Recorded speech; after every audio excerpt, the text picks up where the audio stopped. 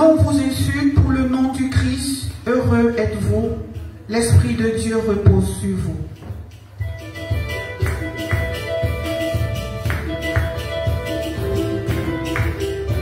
Alléluia. Alléluia.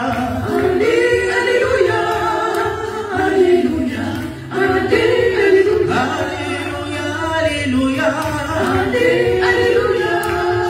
Alléluia. Alléluia.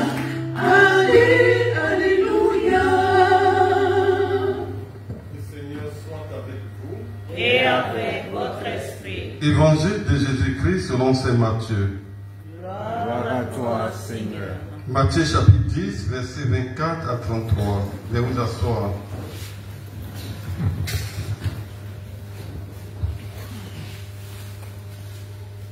En ce temps-là, Dieu disait à ses apôtres, le disciple n'est pas au-dessus de son maître, ni le serviteur au-dessus de son Seigneur.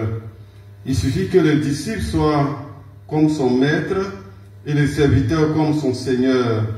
Si les gens ont traité de Belzéboul, de maître de maison, ce sera bien pire pour ceux de sa maison. Ne craignez donc pas ces gens-là. Rien n'est voilé qui sera dévoilé, rien n'est caché qui sera connu. Ce que je vous dis dans les ténèbres, dites-le en pleine lumière. Ce que vous entendez au creux de l'oreille, proclamez-le sur les toits. Ne craignez pas ceux qui tuent le corps sans pouvoir tuer l'âme. Craignez plutôt celui qui peut faire périr dans la géhenne l'âme aussi bien que le corps. 2 moineaux ne sont-ils pas vendus pour 1 sou? Or, pas un seul ne tombe à terre sans que votre Père le veuille. Quant à vous, même les cheveux de votre tête sont tous comptés. Soyez donc sans crainte, vous valez bien plus qu'une multitude de moineaux. Quiconque se déclarera pour les hommes, moi aussi je me déclarerai pour lui devant mon Père qui est aux cieux. Mais celui qui me réunira devant les hommes, moi aussi je le réunirai devant mon Père qui est aux cieux. Acclamons la parole de Dieu. Louange à toi, Seigneur Jésus.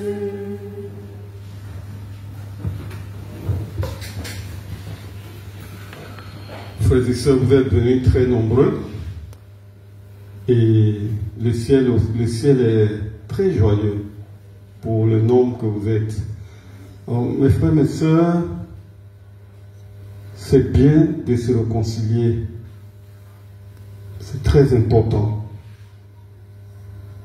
Notre ami Joseph a été vendu comme esclave.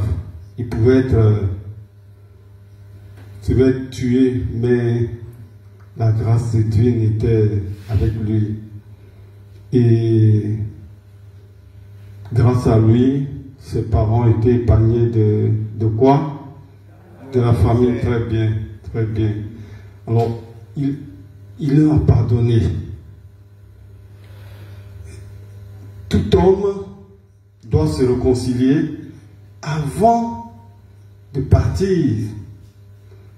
Quelquefois, on voit des parents, avant de mourir, sur leur lit de mort, qui appellent. Ils ont ce courage, au moins, ils appellent ceux avec qui ils ont des différends, et puis ils se réconcilient. Notre ami Joseph s'est réconcilié. Mais, frères et sœurs, sachons que par le pardon qu'il accorde à ses frères, Joseph contribue à la réalisation de la promesse de Dieu de donner un peuple comme nous ce soir. Et ce peuple, nous devons avoir le courage d'aimer et de pardonner. Le pardon, c'est quoi déjà? On dirait qu'un jour, je vous ai expliqué ici. C'est par-dessus le don. C'est pas facile, hein? Vous avez vu l'autre pleurer amèrement. Vous avez suivi les textes de la Genèse de cette semaine. notre ami Joseph a pleuré. Le pardon, c'est pas facile. L'ennemi est devant toi. Tu sais ce qu'il t'a fait. Ça fait très mal. Mais il faut pardonner. Et je n'ai pas dit que c'est facile. Hein. C'est quoi il dit? C'est par-dessus le don. Quand on parle de pardon, c'est par-dessus le don. On fait un effort, on prie. C'est avec la grâce divine qu'on peut pardonner. Ouais. Alors, je vais vous parler un peu, pas beaucoup, de la famille. La famille aussi, dans une famille, c'est le pardon et l'amour qui doit être au-dessus. Vous avez vos maris qui ne sont pas faciles. Vous avez des femmes qui ne sont pas faciles. Mais les deux conjoints sont obligés de se pardonner mutuellement. Je sais que lors de l'école de mariage, on vous a dit que l'intérêt ou bien les intérêts du conjoint doivent vous préoccuper plus. Ce n'est pas son intérêt qui compte, c'est l'intérêt de l'autre, du conjoint qui compte, ou bien de la conjointe que nous devons mettre au-dessus de tout. Ce n'est pas mon intérêt qui compte. Et si vous préférez que l'autre, c'est pas bien, c'est pas encore le mariage. Dans le mariage, c'est l'autre. Et ça, je tire mon chapeau aux femmes quelquefois. Hein. Lorsque l'homme est malade, elles sont à ses petits soins. Vous voyez, l'homme, il se contente de donner l'argent. Quand sa femme est hospitalisée, c'est ça. Mais la femme est toujours avec son mari. Jusqu'à ce qu'on les libère s'ils sont hospitalisés. Et si elle est hospitalisée. Ou bien, qu'est-ce qu'il dit là? Si l'homme est hospitalisé, la femme est à ses côtés, à ses petits soins jusqu'à ce qu'on les libère, qu'on les libère.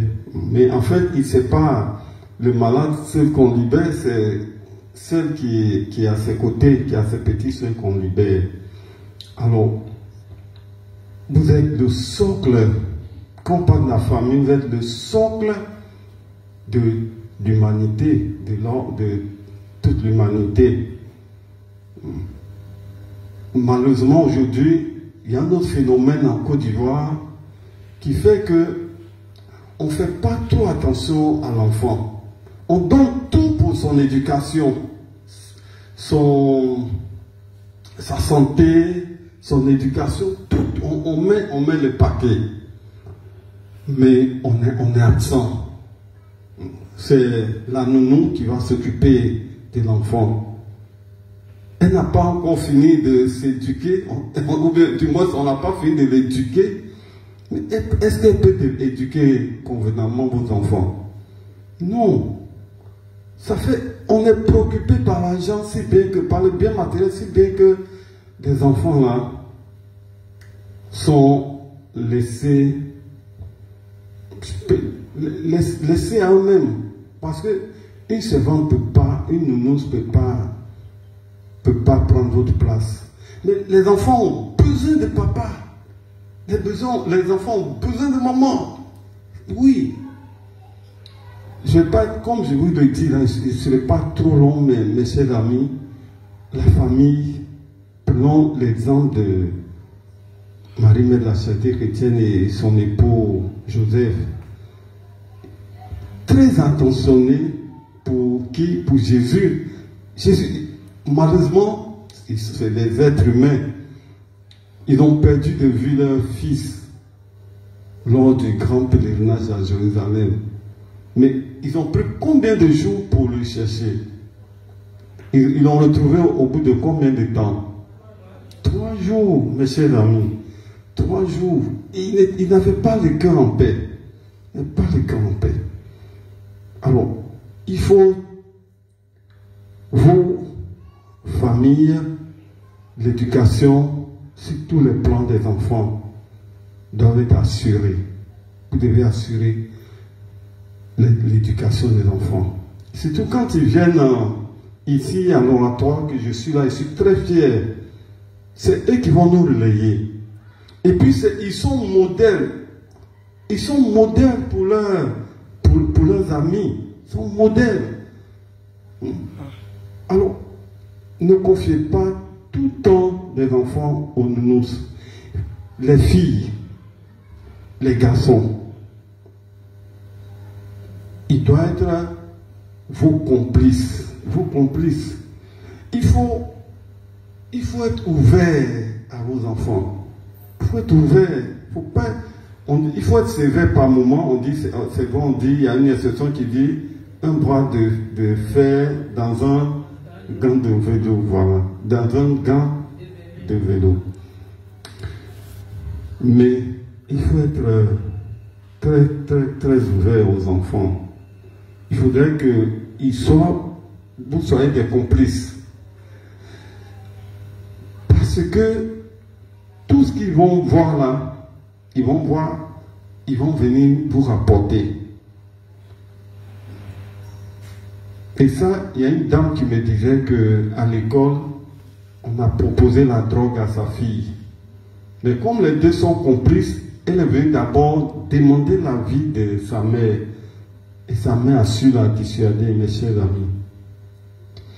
Il y a une chose qui nous guette. Une chose.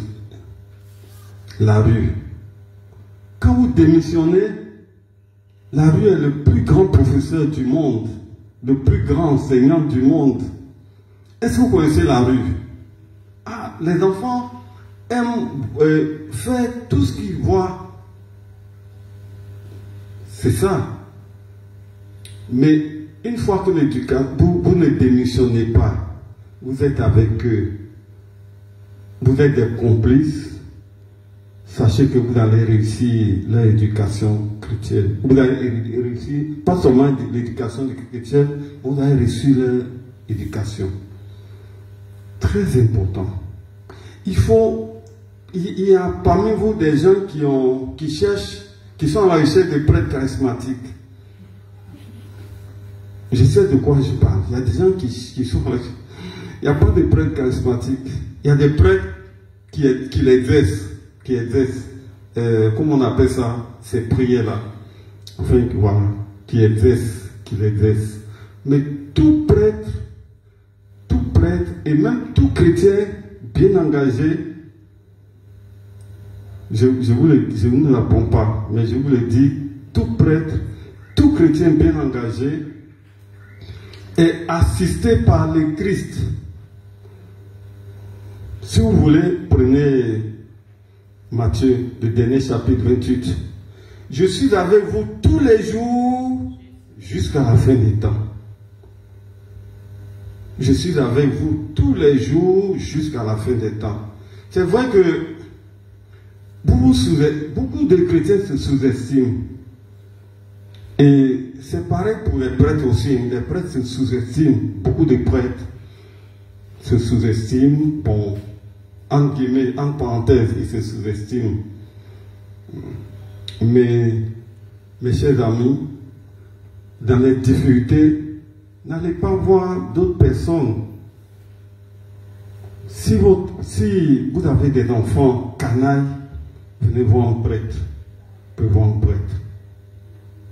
Si à la maison, monsieur, madame, ça ne va pas, il faut venir voir le père qui vous a marié. À défaut, vous pouvez voir un autre prêtre. Mais déjà, ayez des pères spirituels. Je sais qu'ici, je suis beaucoup, mais attention, nous sommes trop chargés. Le père est trop chargé. Les pères sont trop chargés. Sur les paroisses, nous avons des enfants spirituels que nous encadrons. C'est très important, mes chers amis. Quand ça ne va pas dans la famille, on voit qui? On voit le père qui nous a mariés. S'il n'est pas là, on prend notre prêtre pour nous aider. Parce que le cheminement n'est pas facile. Hein. quand on se marie, les premières années, c'est vraiment intéressant, mais c'est à partir de la troisième année que les choses commencent, les difficultés commencent. Première année, c'est bon. Deuxième année, troisième année, on commence à voir les défauts de l'autre. Et puis, bon, si c'est dans une communauté, une congrégation religieuse, on dit les combats, les tensions commencent. Les tensions commencent, mes chers amis. Alors, mettez dans votre foyer, au cœur de notre foyer, on doit sentir quoi? L'amour. Mais pour que cet amour-là brûle jusqu'à ce que la mort vous sépare, c'est la prière qui doit être au centre. La prière. Oui. Avant d'entrer au séminaire, j'ai passé beaucoup de temps au chemin neuf. Au chemin neuf, les familles sont solides. Je vous dis, les familles sont solides. Les familles sont solides. Parce que une fois dans la semaine, il y a une prière de famille. Dans la semaine, il y a un temps de prière. Et c'est à tout de rôle qu'on dirige. Même l'enfant de 4 ans, 5 ans dirige la prière. Il faut responsabiliser les enfants. Ce n'est pas des enfants. Nous, on les voit comme ça, comme enfants, mais ce n'est pas des enfants. Alors, s'il y a tout ça dans la famille, à un moment donné, si ça ne va pas, l'Esprit Saint passe par l'enfant pour vous parler. Mais comme vous êtes des spirituels, vous comprenez déjà que ça ne vient pas de lui, mais c'est un message du Seigneur. Et une fois par mois, pourquoi ne pas vous réunir en famille? On se réunit une fois. Si vous avez des difficultés aussi dans la famille, il faut voir le chemin neuf. C'est son charisme. Quand on parle de la communauté du chemin neuf, son charisme, c'est la famille, l'unité des familles. L'unité des familles. Alors, comme ça, il faut de temps en temps mettre la prière au cœur de votre famille. La prière. Et c'est très intéressant quand on oublie de prier. C'est les enfants qui vont vous rappeler, papa, on n'a pas prié, papa, maman, on n'a pas encore prié. On n'a pas encore prié. Mais une famille qui ne prie pas est déjà une famille morte. C'est une famille morte. Alors, de temps en temps, il faut prier en famille, même si vous êtes nombreux, ça peut être une seule fois. Une seule fois. Vous voyez. Alors, notre mère Marie de la Charité chrétienne tient beaucoup à la famille. Tient beaucoup à la famille. Parce que la famille est beaucoup attaquée par l'homme à la culotte noire, hein, mes chers amis. Il attaque beaucoup la famille. Il veut détruire la famille.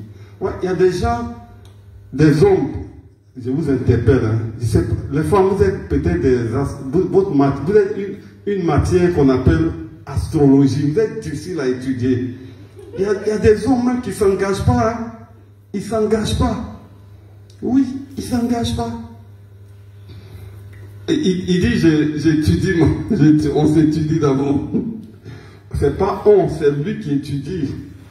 C'est lui qui étudie. C'est rare, c'est vrai, il y a des femmes qui font résistance aussi, qui ne veulent pas, qui veulent attendre, qui reportent le mariage. C'est vrai, il y en a, mais c'est pas, le plus souvent c'est les hommes. Le plus souvent c'est les hommes. J'ai vu des femmes aussi qui étaient réticentes, mais elles ne sont pas nombreuses, c'est les hommes. Alors, vous étudiez, les femmes, on vous étudie. Ah, il faut se marier. On ne va pas prendre tout le temps de s'étudier. Non. Si tu aimes, tu t'engages. Si vraiment tu l'aimes, tu t'engages. Si tu ne l'aimes pas, bon. Et puis les femmes, vous êtes contentes comme ça. Vous êtes contents.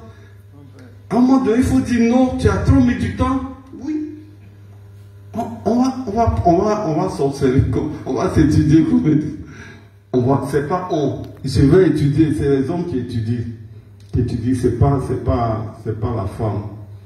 C'est pourquoi je dis, ils ne connaissent pas la matière la plus compliquée, mais peut-être que c'est l'astrologie. Peut-être que c'est l'astrologie. Donc, les hommes, vous étudiez. Les femmes, dites à vos femmes et vos hommes là que je suis pas compliqué. On s'est étudié, tu me connais maintenant, c'est fini. Bon, puis bon, on passe au mariage. On passe au mariage. Alors, je vous le dis parce que je suis mis ce point parce que j'étais au chemin neuf à un moment donné. Je pensais, moi je voulais être un prêtre missionnaire dans un premier temps. Et puis j'ai vu que le Seigneur n'a pas voulu. Je me suis replié rapidement. Mais j'ai vu des étudiants qui n'avaient même pas un sou qui sont mariés. Hier, j'ai pris le temps d'appeler quelques-uns. C'est vrai que je suis plus au chemin neuf, mais nous sommes toujours liés. J'ai appelé quelques-uns qui ont commencé plus tôt. Aujourd'hui, ils sont solides. Ils sont solides. Et ils ont des enfants modèles pour le monde, pour leurs amis enfants. Vous voyez. Alors, soyez simples. Vous les femmes aussi, soyez simples. Hein. Quelquefois, votre cœur est trop gros. C'est ça qui fait peur aux hommes. Vous avez de gros cœurs. Il faut accueillir les parents de son époux pour bien les accueillir. Parce que c'est eux qui font que le mariage va prendre du temps hein, et oui, va aller loin.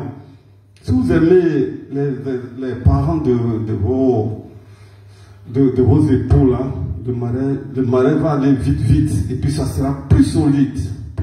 Parce que quand vous mariez là, c'est pas à votre mec là que vous avez marié, c'est ses parents. Quand ça va pas marcher là, ils vont crier sur lui. Allez, elle est bien, on aime notre truc et puis ça marche. Ouais. Alors il faut aimer.